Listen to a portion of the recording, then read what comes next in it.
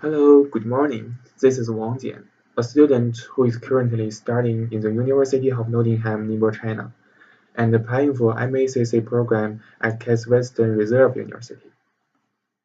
Let's begin our questions. First one, where does your interest in accounting come from? Okay, my initial sight about accounting comes from my first contact with finance. My major is about finance and accounting, and I once enrolled in a business plan competition about insurance. During such experience, I talked with some specialized investors, and I learned that accounting plays an important role in the complicated finance analysis of the market.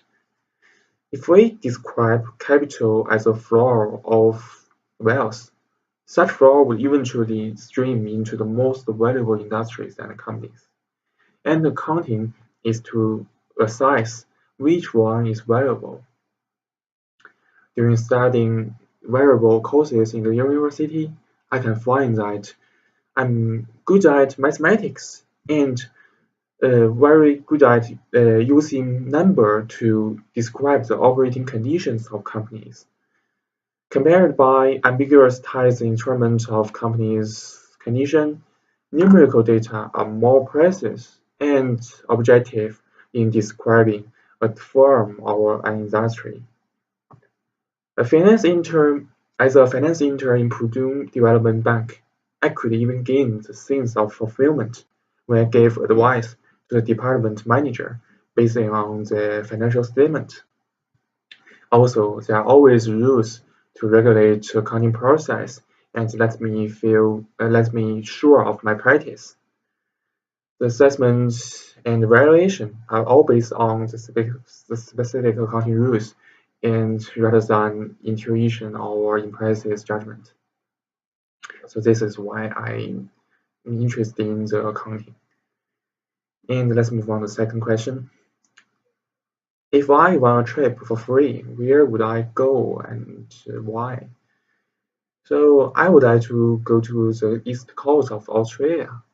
Holidays in seaside destinations should be a little bit expensive, but given the conditions that our trip is for free, so I like to choose the I don't need to worry about that, so I like to choose the coastal cities. And since most of my life has been spent on the inland of China, I I prefer to experience the different life. For example, the life in the coastal cities. And also, too many people living in the cities of China makes my surroundings so noisy that it's not very suitable to have a good rest. To be compared, the cities of Australia are less crowded and therefore better to have good rest. And maybe the last and most important reason is that I prefer to nature and the sun rather than human landscape or so-called the cultural heritages. So next question is about what would you do if you have 3 days left to live? I chose this is because it's a really interesting question. Assume that I have only 3 days left. I would like to spend the first day with my best friends, but without telling them the truth that I will die, and because I want to enjoy my last day. I mean the last party.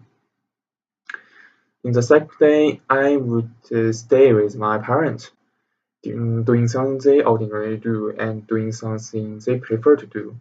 For example, I want to drive them to the lake near the city. It's quite a good experience for them. And the last day, I would prefer to stay at home, actually sit on the balcony of my house and use pills. I mean, use pills to end my life since I don't want to wait. And waiting is very tough, and especially the time for waiting out for dice is a torment and much crueler than the dice itself.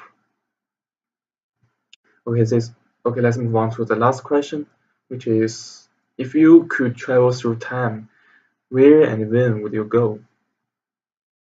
My initial idea at the first sight of the question is about I want to travel back 2000 years ago and become a hero at such period.